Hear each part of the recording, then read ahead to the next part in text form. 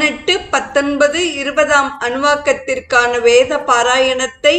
நாம் திரு மாதவ் அவர்களின் இனிய குரலில் கேட்டு மகிழ்வோம். ஆரண்யகம் முதல் பிரஷ்னம் 18வது அணுவாக்கம். அதாக்னேரஷ்டபுருஷஸ்ய அக்னேः பூர்வதிஷ்யஸ்ய ஸ்தானே ஸ்வதேஜசா பானி ஜாதவேதஸ உபதிஷ்யஸ்ய ஸ்தானே ஸ்வதேஜசா பானி சஹோஜசோ தக்ஷிணதிஷ்யஸ்ய ஸ்தானே ஸ்வதேஜசா பானி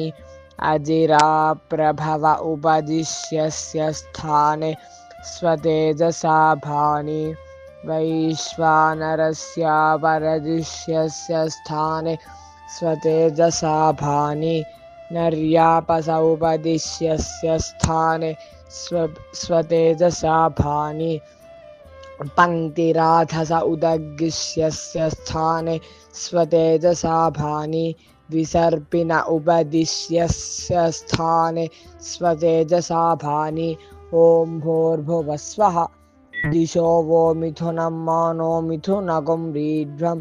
दक्षिणपूर्वस्यां दिशि विसर्पि नरकः तस्मान्नः परिपाहि दक्षिणापरस्यां दिश्य विषादि नरकः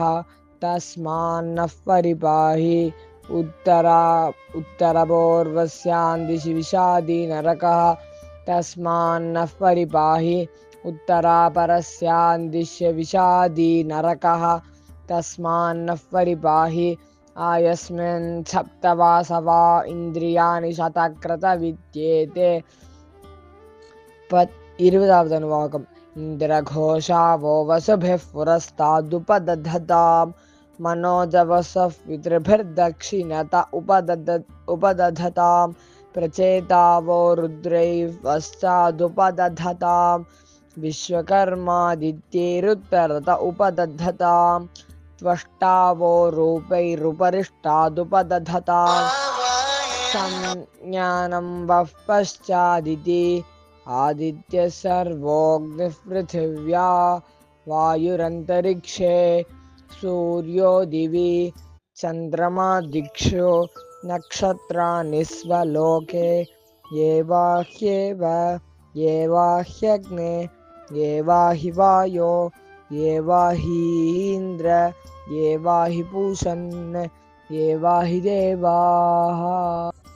இன்றைய ஸ்ரீ சௌரம் நிகழ்வில்